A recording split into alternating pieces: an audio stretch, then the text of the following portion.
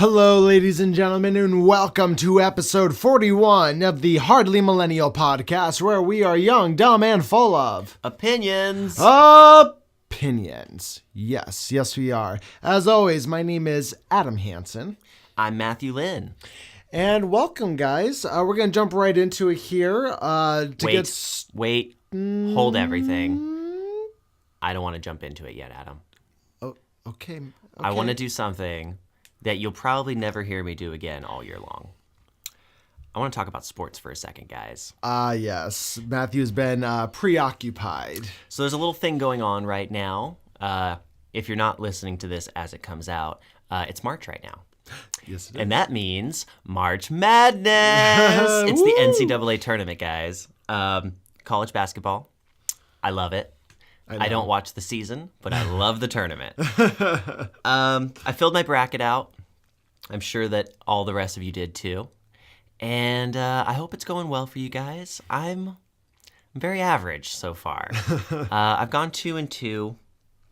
I just want to do a little recap for the folks that are into this. Mm-hmm. Okay, it'll only take a moment. But in the first round here, there's a lot of teams, and there's a lot of matches that happen between small teams, bigger teams, and a lot of upsets.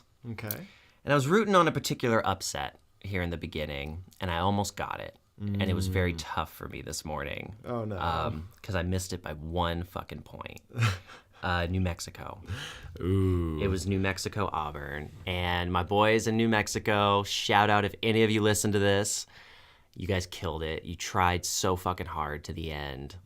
And it was rough. I know. You're probably going to kill it next year. LSU killed it for me. They did great. I appreciated their efforts. Louisville could have tried a lot harder. I was very disappointed. Louisville didn't do so well. I gave them my hopes and my dreams. I was rooting for them. I don't think they were up at any point in the game. It was rough. No. It was pretty much a slaughter. So that was hard. But then recently, there's been a little bit of new breath under the wings, folks. Florida State took it from Vermont, which was lovely. I appreciated that. So we're 2-2. 2-2 right now. We're not going to win the nation by any means. We're not lighting anything afire here. But we're not last.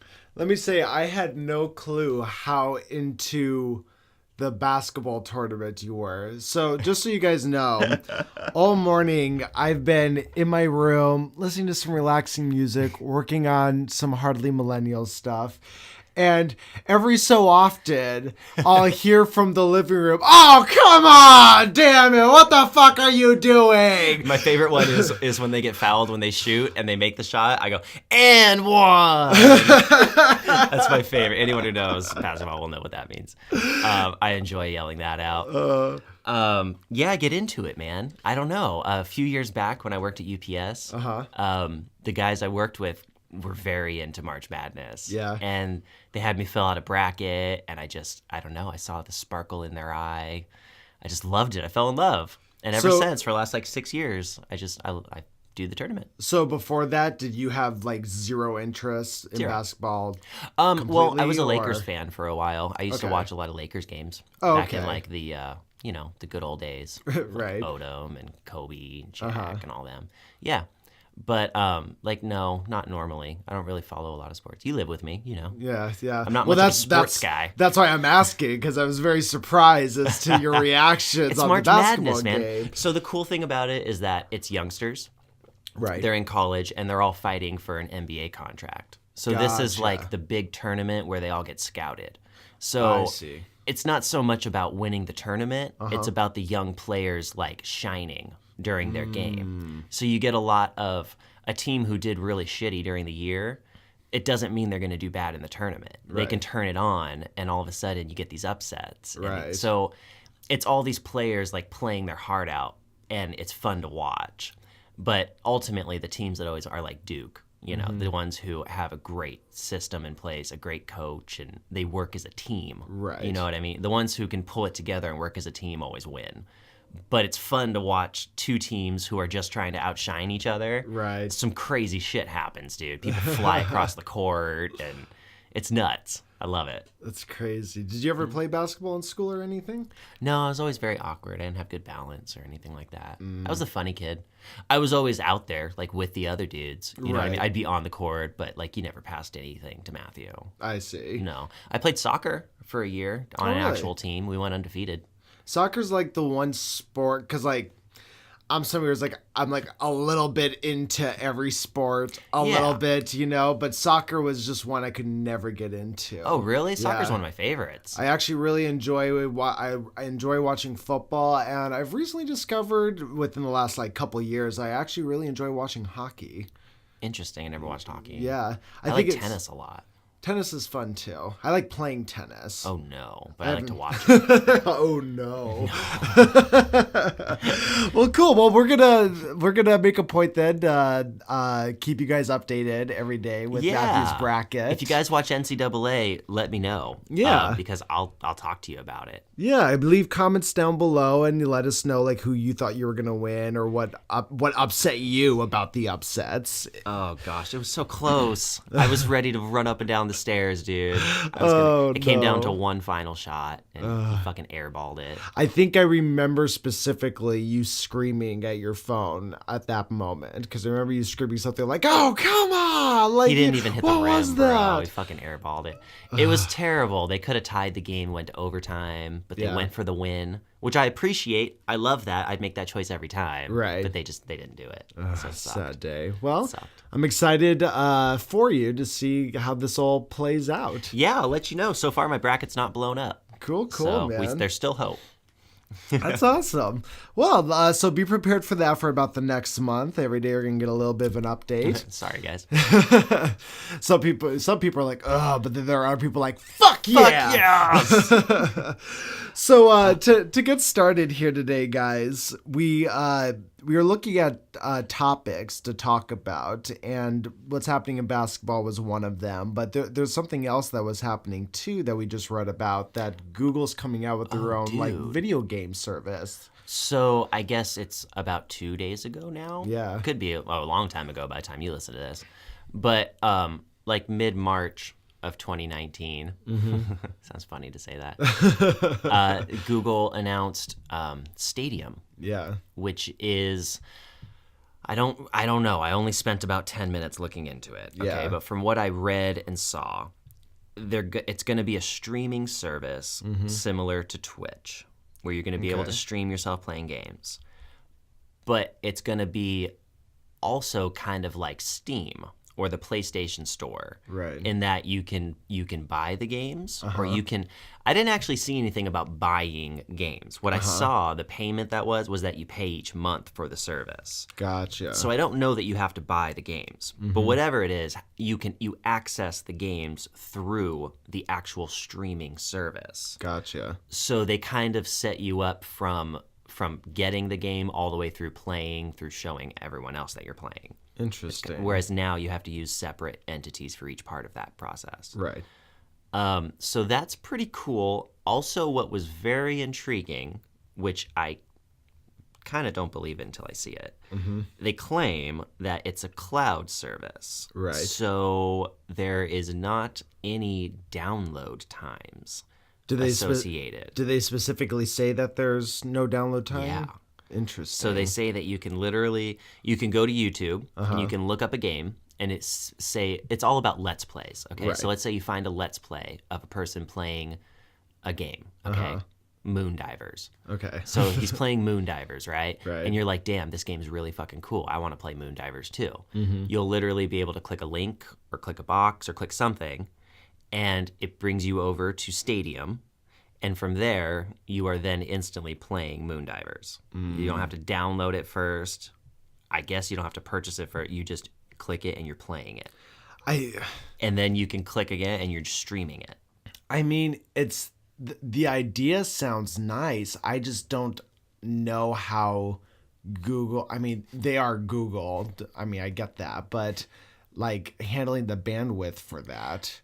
Well, they specifically put out a statement actually today. I didn't read the statement, but I saw that they put it out, that they are reassuring people that it will have good FPS, frames per second, and it won't have any kind of lag.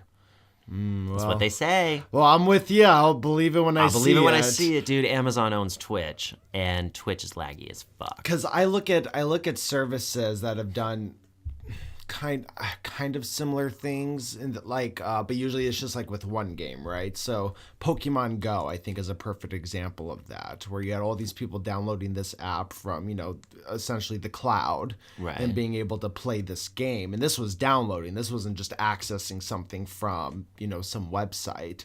And they've had, and although it's a very popular game to play still, there's constantly been issues of people not being able to access it because there's just too many people overloading the server. Thing. That's what I want to see.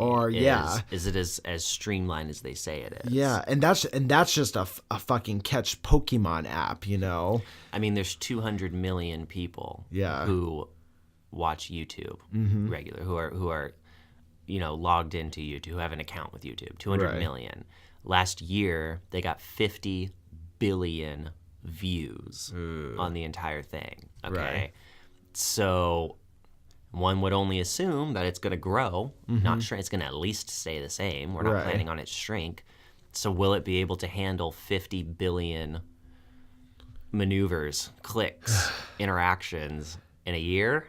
I don't know. That's billions every month.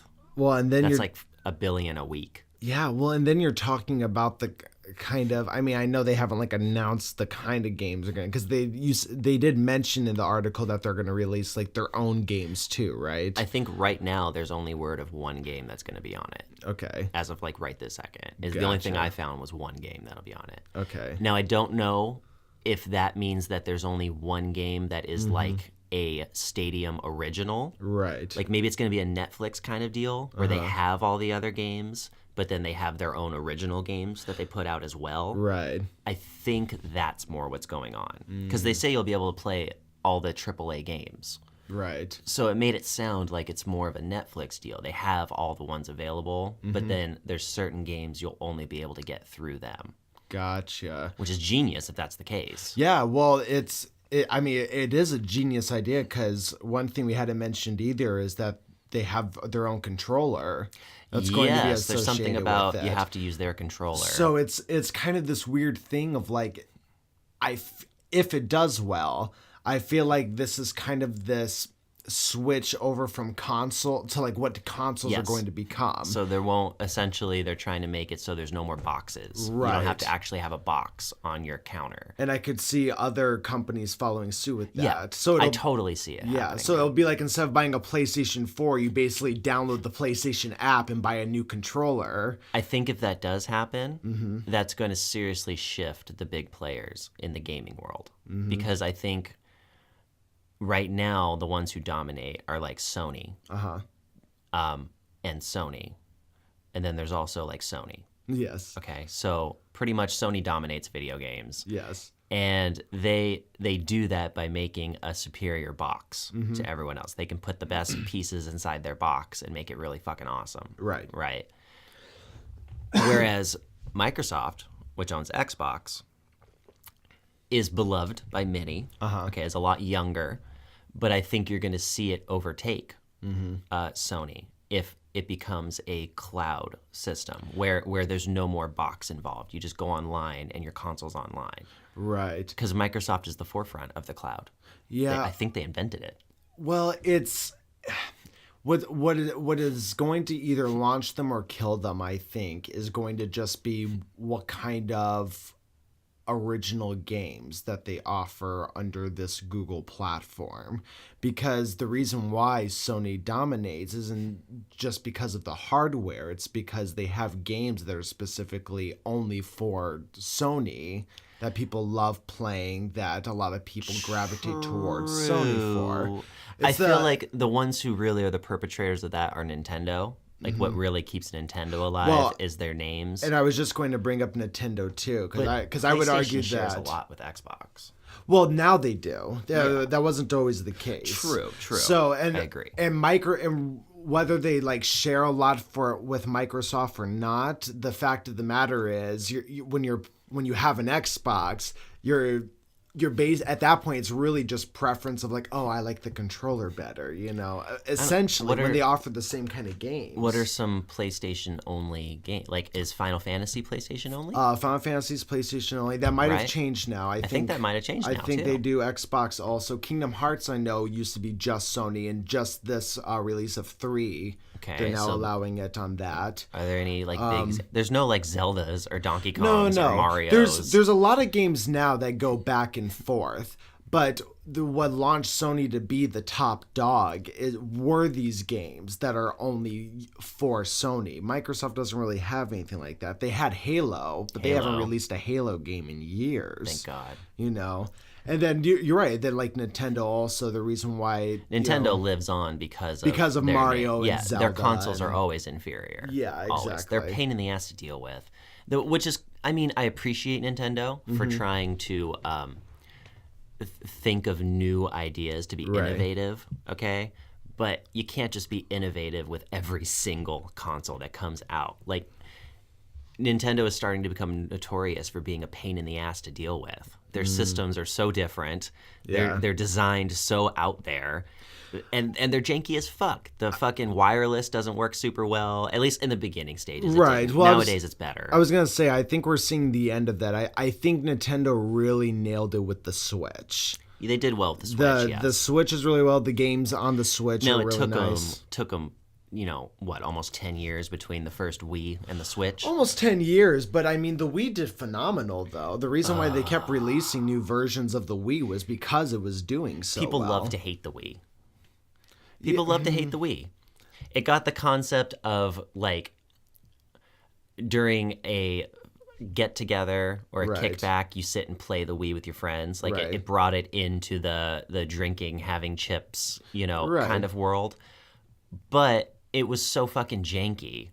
It was so hard to deal with that it took years. The original Wiis, I remember more people getting them and complaining about them than saying, oh, I love the Wii. Right. The Wii U got a little bit better, but it was still janky as fuck. Yeah, well, they were definitely the forefront as far as the concept of like moving your having to move around. They're super and having innovative that and stuff they're like great. That. But then you see like PlayStation came out or Sony came out with one product that, albeit didn't really ignite. It didn't go crazy, you know. But it was still a superior product. It actually worked. Yeah, that's true. You know, so I think that Sony is well regarded the most for their actual hardware. Yeah. What plays their games is usually, in my opinion, superior. Yeah. Well, and I agree with you, but I do think the average person just looks at what games are offered on the system, which is why at this point, going back to like Microsoft, I don't quite understand why there are still a lot of people. Like, the only reason I could think of why people may still buy like an Xbox is because of, you know, some people, I've literally heard people, oh, I like the controller better. You know, and it's just... So it's tough because Xbox is very highly regarded in the gaming world. I agree. I'm a Sony lover. I grew up with Sony. I was already a young adult when Xbox really came out and got big. Right. You know, I was at least an older teenager. I never got on the Xbox train. Yeah, me neither. However, I have heard many, many times in the past that in general it's regarded to have better graphics than PlayStation is. I don't know if the current iteration, if the Xbox One versus the PS4 is necessarily that, but I remember everyone always saying the 360 had better graphics than the PS3. Really? Yes. So it's pretty well regarded in the actual gaming world, dude. I mean, I get that it's well regarded. It's just... I just feel like it's one of those things where it's like Apple, for example, right? You have a lot of people who just stick with all Apple products because they just decided I'm going to stick with Apple products, right? And I think with Microsoft, you have a lot of that too. People who constantly don't use the Apple products, but they use the Microsoft Windows. So I think that get the Xbox. I think you're right, but I think you're right for different reasons. So I think that, correct, it is kind of like Apple. In that, I think the reason that people like Apple and stick with it is because Apple is generally regarded as a higher, superior product. True. An Apple computer generally superior to a Microsoft computer. True. However, it's much more of a pain in the ass to deal with. You have to buy all of your adapters, all of your software, everything from Apple. And you have to purchase every step along the way. Right. Whereas the whole point of the Microsoft is that you buy it, then you have everything for it. Right. It's much more convenient to work with, which is why it won out for a long time. Right. But if you're truly a businessman trying to run like an actual business or make money or do things, you would want a Mac. It's a superior product. Absolutely. I think generally that's the same idea with Xbox and PlayStation, is that Xbox is actually on paper a superior product. It plays faster, it runs better, but it's a pain in the ass to deal with. It doesn't have the name behind it that Sony has. So once you buy a PlayStation, you're hooked up. They gave you the PlayStation Store for free for a long time. I don't know if they still do, but for a long time, if you had a PlayStation, you got the PlayStation Store. Yeah. Whereas if you bought an Xbox, you had to buy the season pass to play anything online. So superior, but more expensive and much more difficult to deal with. So I agree with you, but just for those reasons. Gotcha. Yeah, I mean, it really is to each their own on that one, honestly. But yeah, me personally, I mean, I'm with you. You and I are angry to that. I wouldn't own a Microsoft Xbox or anything. I actually did have one for a little bit, and I just got it from a friend who just wasn't using his anymore, and I had a couple games for it. And I did try to play it on there or whatnot, but I was so accustomed to Sony and the controllers and the Sony games and stuff like that. I've always been a Sony man. I always have too. But I think that we're a dying breed. I think that if it goes to cloud gaming like this, if that's the future, Sony's going to have a hard time keeping up. Well, that's going to be the deciding factor. I mean, what I was saying to you earlier is, I mean, we'll see. Like I said, Google tried to get into the social media game, and they failed at that. You didn't even know what it was. I had no idea. What was it, Google Plus or something? It's called Google Plus. I was like, I never even heard of that. Adam said exactly. It's actually a shame because it's just one of those, if you had a Google account, you had Google Plus, right? Right. So I played around with it a little bit when it first came out. And the concept of Google Plus was actually really cool. I did enjoy it. But it was just the interface and the way that they played it out. But they tried to market it for like 5 years, 6 years. They really tried to get people. They never got my eyes to see sign up. Oh man, I remember like they were constantly advertising for it, saying, "Hey, look, you could do this." I'd seen commercials on TV for it, but it's just when you had Facebook and Instagram and Twitter. Nobody cared. They beat Nobody it out. cared to interact with it. I don't know. I have really high hopes for this Stadium. I do too. I think that, well, a lot of my lifestyle revolves around YouTube. Right. And if this is going to help ignite YouTube and make it bigger, then of course I'm all about it. I think you're going to see a lot of YouTubers be real excited for Stadium. Well, that's what they were saying. It's going to be in cahoots with YouTube, Yeah, right? they definitely own both of them. Right. Yeah, they want to use them to make each other bigger. Right. Yeah. You'll be able to go from watching a Let's Play on YouTube to streaming the game on Stadium supposedly within a minute. Right. We'll see if that actually happens, though. Well, we'll see what happens. I hope they do well with it, but I don't know. Games these days, it's just I don't know. I honestly, like, I have high hopes for it. I just don't think it's going to do well. I think it's going to be another Google Plus. I think they're going to try. I think it's going to fail. I think that's going to be it, and nobody's going to use it. I think we're at this point where people are so accustomed to just using YouTube and Steam and these other platforms, just like how everybody was accustomed to using the other social media platforms aside from Google. Well, think of it this way. If Amazon owns Twitch, okay, and now you have Google that's going to own Stadium, and they want to compete with each other. So Stadium is more along the lines of what its mother company, Google, does already. Twitch is very much in left field from what its mother company does, which is Amazon. They're in the market of selling, not grocery, but there's a word for it. I forget. But they sell things. You know, we all know what Amazon does. So if you have the company Amazon and you are focusing on growth and building in the selling things world, okay? And then all of a sudden you have this competition popping up for one of your subsidiary companies, one of the little guys underneath you that you own. Are they willing to pump as many resources into competing, into making Twitch better, than Google is willing to pump resources into Stadium to make Stadium better? Google has a lot more to gain from winning the fight because they'll not only take over streaming, which they've already tried to get into in the last year on YouTube. They introduced streaming onto YouTube. That was to get ready for Stadium, I bet you. So they have a lot more to gain in being successful because it makes two of their companies grow. Right. Whereas Twitch has enough following. It's the granddaddy of streaming. It's the first one to really get big doing it. So there's always going to be a following there. Is it worth it for that company to take focus off of trying to beat out Walmart and Fry's and Bash's? And they have a lot of heavy competition in the grocery world. So my personal bet, if I was an investor, is that Amazon's capable of winning, but isn't going to care as much about winning.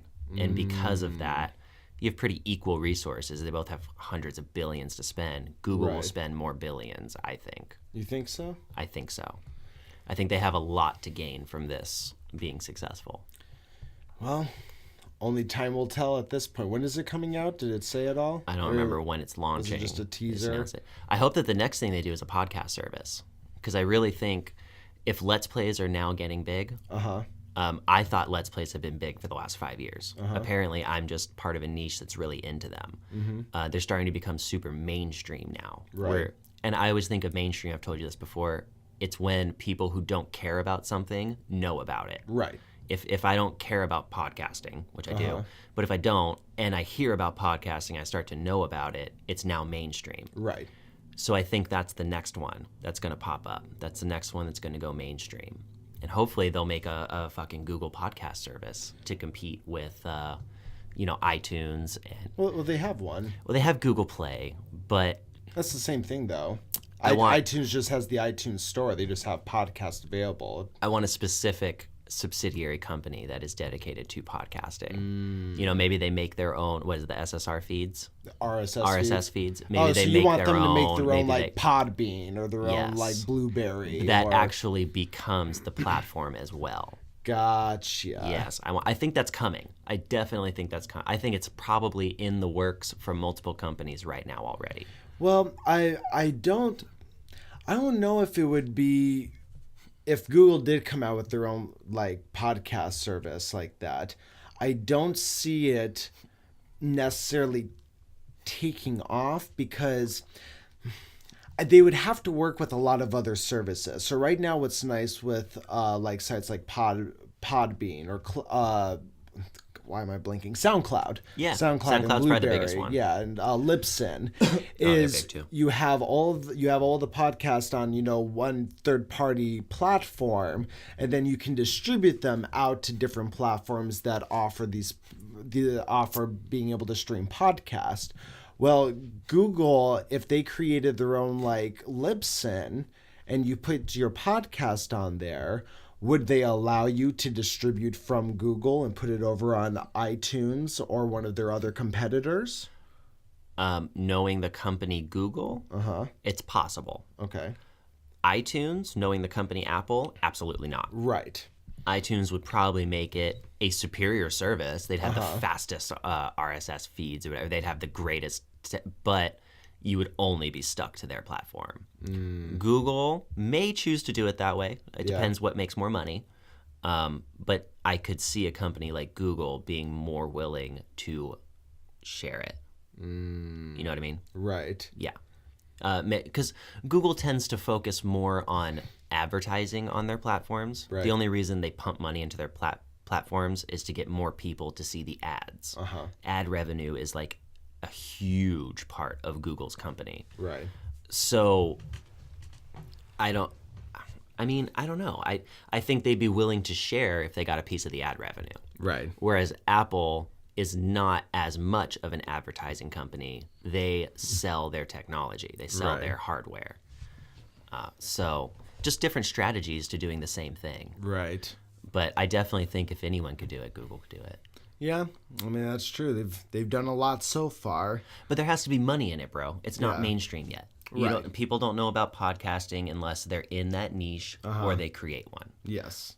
Which that is definitely changing very fast. All that stuff's starting to come up more and more and more and more and become more mainstream, just as you said. Essentially, I mean, what it is at its core is it's radio. Yeah. Radio is coming back, which is weird in a way because we still have quote-unquote radio as well. But the form of how we ingest the radio is changing. So no one listens to it from a box or in their car anymore. Well, and the difference too is the radio, I would argue that people still listen to things like radio or, Pandora, Spotify, those other services to just listen to music, right? Listen to their favorite music. It's not for talk shows. Exactly. Whereas podcast is the specific niche of this long form conversation and this storytelling, Yes. The one that will never die, I think, is sports. Sports. You're right. Talk shows, like that kind of thing, will probably go on. Yeah. But again, you'll find a podcast that talks sports that you like. It has the three people. Maybe it'll be like a... after the game, they go to like Shaq and Fisher and the other dude, and they have that kind of. You'll have those guys, but they'll have a podcast. Right. Well, and I would. That's probably going to take off even more too because we don't do it, but there's a lot of podcasters out there who do live podcast, right? Right. So what I think is going to get big as far as the sports world, I mean, and maybe it already is. You and I just aren't involved in that particular niche of podcast, but is everyday people like you and I who maybe they're just really, really into football. And so they do a live podcast service where it's him and his friend that just constantly, and then people can choose their own commentators like, ooh, I like this person. I like this person. Until it goes mainstream, until you can sign a deal with Jordan and have him come on and make a podcast for you, until you can make millions in every month with it, it won't go into its own platform. It has to be mainstream first. Yeah. And that just simply takes time. To us, to me and you, it's much more mainstream because it's a huge part of our life. Right. But I think in the next few years, man, in the next 2 to 5 years, I think people are pulling away from videos and they want to use their imagination again. Yeah. I don't know if I brought that up on podcasts before, but I talked to Adam about it a lot. That all the podcasts you see, man, they're Dungeons and Dragons. Oh yeah. They're adventure stories. They are mystery, murder, sci-fi. Like everyone tries to redo the Twilight Zone. Right. Or they're interviews. And that's all the things that radio used to bring us. Yeah. And I don't know. I think it's more fun. It's almost like I made the analogy to the naked girl and the girl in the bikini. Yeah. The videos are the naked girl and the audio is the girl in the bikini. Yeah, it's more fun to paint your own picture. Yeah. Yeah. 100%. I totally get that. And I do agree with you. I think that is where we're going. I think people want to use their imaginations more. And I mean, one commonality I see amongst a lot of the podcasts that I listen to is there's a company called Audible that just focuses on audiobooks. Oh, cool. And they're usually sponsors a lot for these podcasts, and they're growing in popularity too, just because of what you said. People want to use their imaginations now. People want to be told stories and things like that. And it's exciting. I've always enjoyed the podcast world and things, and I do enjoy YouTube also, but YouTube's done a really good job now where it's not so much to where it's not allowing people to use their imagination, more so it's allowing people to build communities. There's like now tons of communities that you can just basically look up and decide, I want to be a part of this one. Well, and there's no stipulation to getting into it. Yeah. You can literally wake up one day and say, I've never been into gardening before in my life, but today I feel like being a gardener and I want to do this now. And you can literally get on YouTube and you can find 2 or 3 different channels that you love and become part of their community. And there's no application process. There's no monthly charge. nobody makes you work to prove yourself that you're part of it. You're just instantly accepted as if you were there the whole time. And if in a few days you decide, gardening's not for me, I don't like it anymore. Right. There's no repercussion to just leaving. Yeah. You can just never go back to those channels again. You know what I mean? It's anonymous when you want it to be, and it's social when you want it to be. You have power over how you want to act. It's really cool. You can't do that in real life. In real life, you're face to face with someone. You have to fake it a lot. Even if you go to someone's house to garden with them because you're into it, and you get there and an hour into it, you're not liking it anymore. You can't just walk away. You're at that person's house now. You have to have respect. You're spending time with them. There's a lot of obligations involved. With YouTube, it's whatever you want at instant access, and you can leave anytime you want. There's no obligation. I've always thought that I wonder if YouTube, maybe not specifically YouTube, but just the act of some kind of video streaming service would break out into the education spectrum because of just what you said, where you can go on there and you can learn anything you want. But break out of the education spectrum in the sense of they can set up whatever kind of program or whatnot within these YouTube videos where you can go and be like, okay, I want to learn about astronomy, and you basically take an astronomy course, and it's this series of videos. But you can have, when you finish it, and if you have whatever tests or whatever associated with it to make sure you learn the material, have that almost act as a viable like piece of like doctrine, saying like, hey, I went to school, or I learned about this, or I have a degree in this, but you got the education from some video streaming service, almost like online school, but a little more mainstream, a little more accessible. You could probably do something like that. I think they already do that and just don't make it a YouTube thing. I think they already do teach a lot with videos and iPads and smart boards and stuff. They're putting a lot of technology into it. The issue that I think you come across with schooling, at least in this country, and I would imagine any standardized country, is standards. Yeah. You have to teach the same thing to every kid, regardless of how they consume it. Right. So we don't look at the individual, we look at the whole group. Okay. Right. And we try to make the whole group as strong as the weakest person. So you would have to have the videos made by like a board of professionals, or you'd have to have every kid watch the same videos.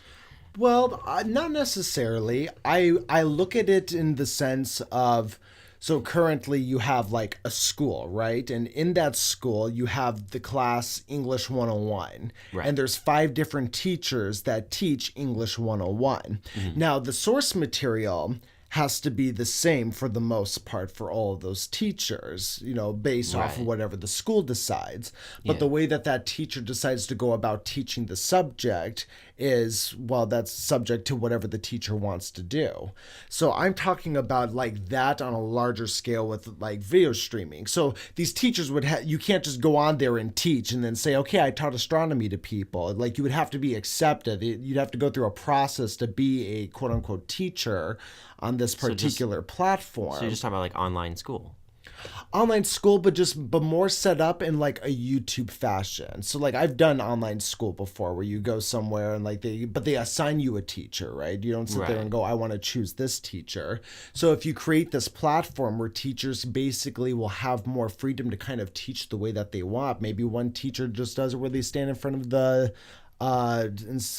camera and talk to the camera for 20 minutes. Maybe there's another teacher that's more interactive and has little models they play with, or I feel like maybe they must one already teacher do this. does. Well, they must already do that. I've never seen or heard anything like it. I haven't either, but I also haven't ever finished college. It seems so obvious. They have to be doing that already. No, I don't think like on the scale of like YouTube. I mean, I've taken online classes before, both in high school and college. And it was always just this, like, you never got to choose the teacher that you wanted to do. If it was online, it was like, okay, well, this is the teacher that does the online stuff. Right. More times than not, it was just a teacher standing in front of the camera for 10 minutes saying, here's how you add 2 + 2 together, right? But it was all very mundane, like I feel like every a teacher you got, it would just be the same thing of like 2 + 2 = 4. Maybe they'd explain it a little bit differently, but you wouldn't get any real variation. But now let's say that you have somebody who does better learning in pictures. So now here's this math teacher that you're finding on this platform that is certified to teach on this platform that uses a lot of pictures and shapes and maybe animations to get their point across with math. But maybe there's somebody else who they don't learn very well through that kind of stuff. They do better when somebody's going more into like the analyticals of all of it, right? Or just sitting there and writing it and making notes, so they learn better that way. But now you have an option to choose, like, do I want to learn Algebra 1 from this teacher, or do I want to learn Algebra 1 from this teacher, as opposed to everybody only having, okay, you only get these choices. I think it's genius. I just also think it's already being done. I hope so. But if it's not, fucking A, get on it, guys. Because obviously it's a great idea. And maybe I really feel like you're describing online school. Well, and maybe it's already being done, but I guess I'm just saying I think that that's going to become more mainstream, where it's not going to be like, oh, I go to ASU. There's going to be like a YouTube out there with different subjects that you can take different classes in, with different degree programs you can do. But instead of having 5 teachers to choose from, you could have 500 teachers to choose from teaching that one subject, and you get to choose the one that you want to take. I've never heard of anything like that. It very well could be done already. But when I think of online school, I think of like what I just described to you, what I went through in college. And I don't know. There has to be a reason it's not being done. There has to be a reason why the Amazon of schools hasn't come around and defeated brick and mortar schools. Well, I think it's just because of money. I think it's just because of how much money these schools make off of tuition. For convenience.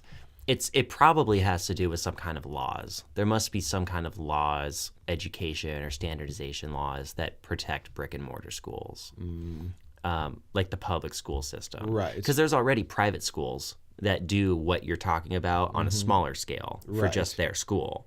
What you're more talking about would be like a grand online university, like the University of YouTube or something. They would be the school, and they would offer all these teachers and all these things to everyone. Well, that's so obvious. You could charge people $100 a month or whatever, and they would love to pay that and do that. Right. But there has to be some kind of laws or something that's protecting that from happening. Maybe. Because otherwise, why the fuck not? Why wouldn't everyone be doing that? Well, that's what I'm asking. Is why wouldn't everybody be doing that? There's got to be a reason. Because you see online universities. Right. That is a thing, but they never take off. Well, they never become huge. You see the online universities, and I do think there's a lot of people who do use them. But I think the reason why maybe they don't take off as well as something like what I'm describing would is just because there's usually a very distinct process that these schools go through online class. So you usually get like this bullshit. My hands are so blue from this putty I've been playing with. Oh wow! Look, I've been like jacking off of massacred fucking Smurfs. Wow. Yeah, well, okay. But anyways, so I feel like all of them are set up in the very same way. And I think they're set up in the same way based off of regulations, like what we were talking about, where they basically give you some bullshit little social media thing that only the 30 people in the class can access. And you go on there and there's a discussion board usually that you'll discuss on and things like that. But I'm more so talking about just the act of just imagine like a YouTube channel, but it's Miss Applegate's YouTube channel. Oh no, I feel you. But I don't know. I feel like that's where we're going in education. I feel like I don't feel like it's out there yet. I don't feel like there's a YouTube of education yet. I think there's online school. I don't think universities will ever go away either, because there's a lot more. Universities really aren't for educating people. They're for making money. And there's a lot more that goes into universities, such as like sports. If everything goes online, you just killed sports. Right. Because all of the NBA and NFL and NHL and all that, they all get drafted from college. Right. So you take out college sports, you just fucking totally shifted all of the professional sports. Right. Along with that, there's political groups. You know, there's like clubs and things like that, that have people move on into politics, that have people move on into all kinds of different leadership positions. You would lose all of that.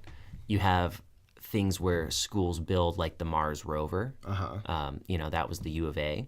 That was literally the science classes at the U of A got together, got grants, and they built the fucking Mars rover. Things like special projects like that maybe wouldn't go away, but you'd have to change how they're doing it. Everyone would have to meet up somewhere at a building to put widgets together to build stuff. Well, and I'm not so much saying to get rid of like the universities by any means, because you're right, we do need them for those reasons that you just stated. But what I could see happening is the majority of people, your average student who's maybe going to school for philosophy or for even teaching, right?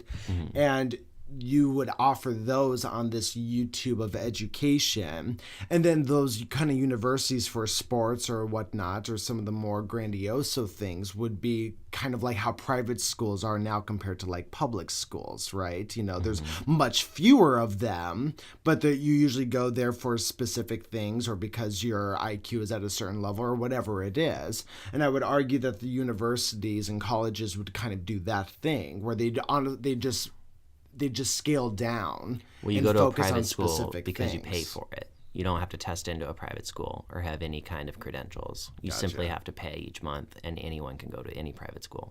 Gotcha. Same thing with universities. The only time you have to test in and whatnot is if it's a very competitive class. If there's more people who want to take the class than space available, then you'll have to test in. Or if you want money to do it, if you want a scholarship or a grant, you'll have to test in. But if you have enough money, you can apply for Yale with whatever grades. And Yale's there to make money, bro. You pay for private schooling. Now, there are certain schools, not to toot my own horn or anything, but like the one I went to, University High School, where it's a public school. It gets public funding from tax dollars. However, it is a college prep school, so you do have to test in to it. Gotcha. And the reason they're able to do that is because there's other options right next to it that are public that you don't have to test into. University High was literally in the basement of Rincon, which is a public school. Okay. So, because schooling all has to do with housing, there has to be a certain amount of houses to each school within a certain amount of distance. It's all laid out and planned. It's not an accident. So because there was another school available right on top of us, it fit into all the laws, and they were able to put my school in the basement and have it be a test-in school.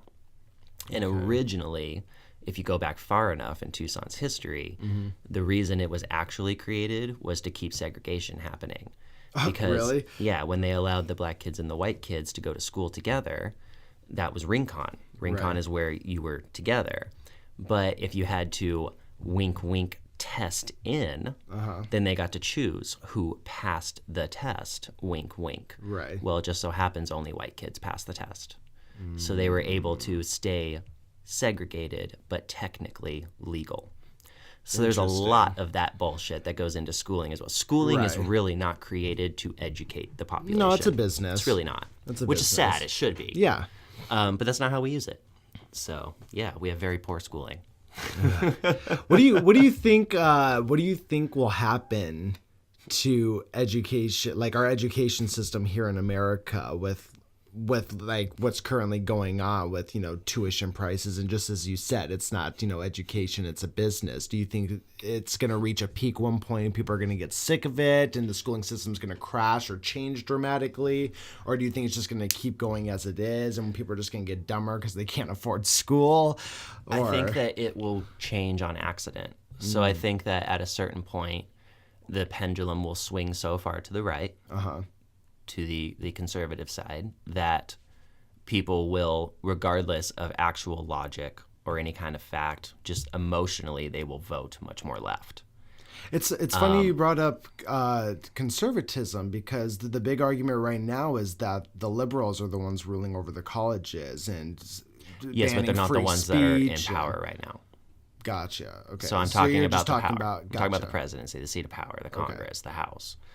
So as that swings more the other way, I think the other side, regardless of fact or logic or statistics, will promise something grandiose. And what you'll either get right now, the two options, is you're either going to get some kind of universal income, which will be quote unquote free money each month, or you'll get free schooling, everything below the university level.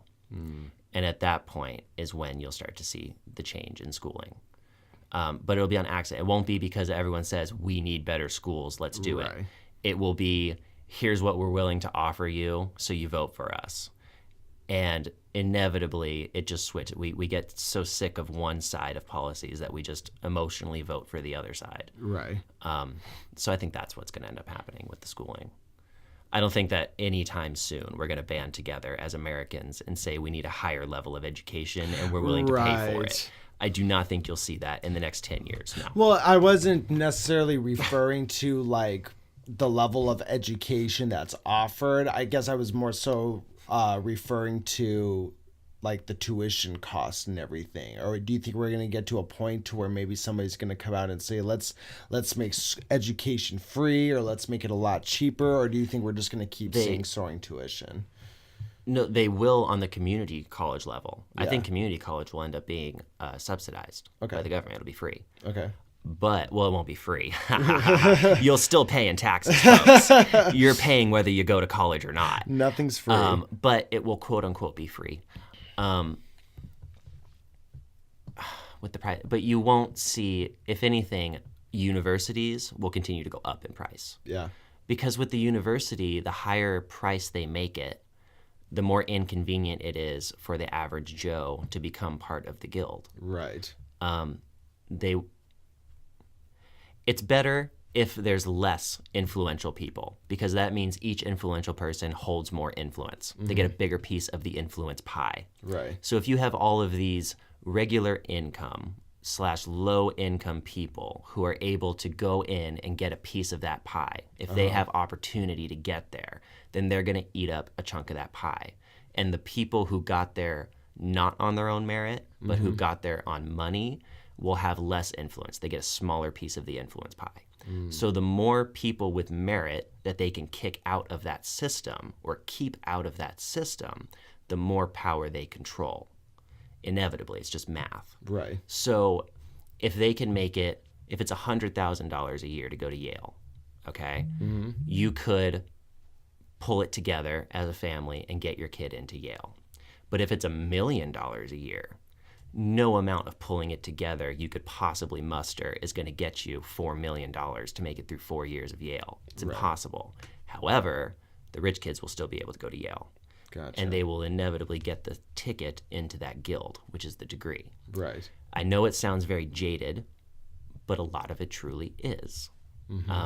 The university system is not run on merit. It's run on a point system. Right. The more points you get, the more points you pay for, the better ticket you have in that guild. Right. You know, you go from a bachelor's degree to a master's degree to a doctor's degree. It's just a higher ticket in the guild.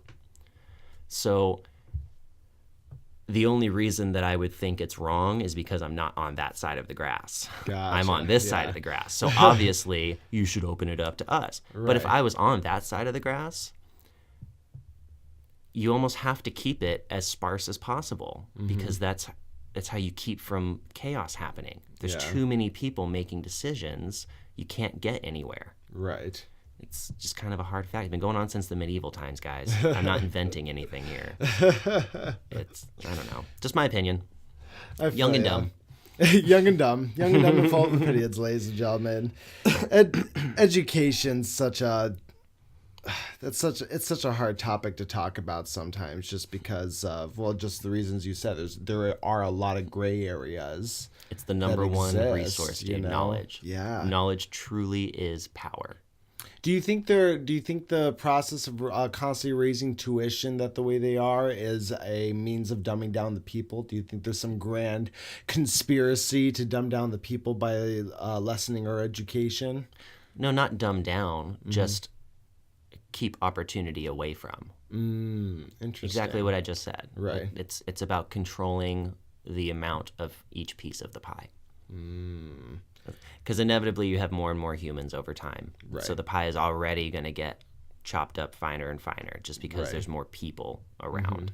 So you have to, well, you don't have to, but they choose to take every means necessary to influence the pie. Do you think that's important to do? Or do you think that they should give everybody a piece of the pie?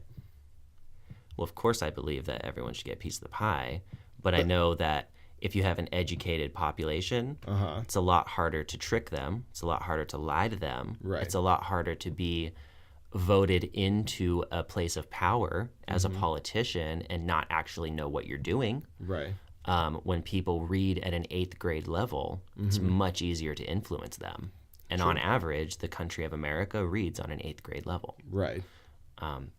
So, yeah, it's very scary to influential people to have an educated populace. Very scary. You have to actually know what you're doing. Yeah. How sad that that's how it is here in America. I think Finland. Is it sad though? It's really I don't think it's sad. I really don't. Why? Because there's still opportunity. You could still fight and get a piece of that pie. Right. I don't think the influence pie should be easy to get a piece of. Yeah, I think that's only true. the people who want it the most should fucking get a piece of it. Yeah. Because once you're there's a lot of expectation. You're representing all of us. Yeah. Well, I mean, that's capitalism at its finest. It's gotten us this far, dude. We're the most powerful country on the planet. Yeah. Well, and I agree with that to an extent. It's just but I feel like you don't have to make tuition. Like, you can make tuition expensive, but I don't think you have to make it as expensive as it is right now to get that effect. You know what I mean? I feel like there's this fear complex in regards to the higher ups, as you were saying, making sure not everybody gets, a piece of the pie, Right. to where they're just constantly raising the tuition prices. And then before you know it, no one's getting a piece of the pie. And that's not good for them either, because that's how people get sick of it and revolt eventually. Maybe not for years and years and years and years, but... Well, they don't even have to revolt. It's just those kind of things the responsibility falls on the shoulders of the voters. Right. That's our fault for not voting in people who represent us correctly. Yes. And that, again, could be because we never had a chance because they didn't educate us properly to learn about it. But there's a little bit of personal responsibility. Yeah. You shouldn't expect someone to educate you. You should educate yourself. True. And yeah, we dropped the ball as voters. So we are being represented the way that we have openly chosen to be represented, which is not at all. We have totally given the government that power. 100%. They didn't take any of it. We gave all of it to them. Well, and as they say also, if you want education, there's libraries everywhere, right? I mean, not going to teach you how to do surgery, but if you want to find it on YouTube. Yeah, right. But practice on your younger sibling. Katie, come here. I need to do something. Well, that was a hell of a conversation. That was a hell of a conversation. All right, we're actually at time here too. It's probably a good place to stop. Yeah, let's probably stop while we're ahead. Yeah, there you go. All right, guys, thank you so much for listening to today's podcast. We always appreciate the listeners. Remember, you can follow us on all of the social media accounts, Instagram, Facebook, Twitter. That is about to expand a little bit. We'll tell you a little bit more about that as the time comes. We do have a second update in the works that we're going to have up to you pretty soon here, definitely before the start of April, so stay tuned for that. And any final thoughts, Matthew? Thanks for listening to us rant. Yeah. We appreciate it, and we'll do it again for you tomorrow. Yeah, thank you guys. Love ya. Bye.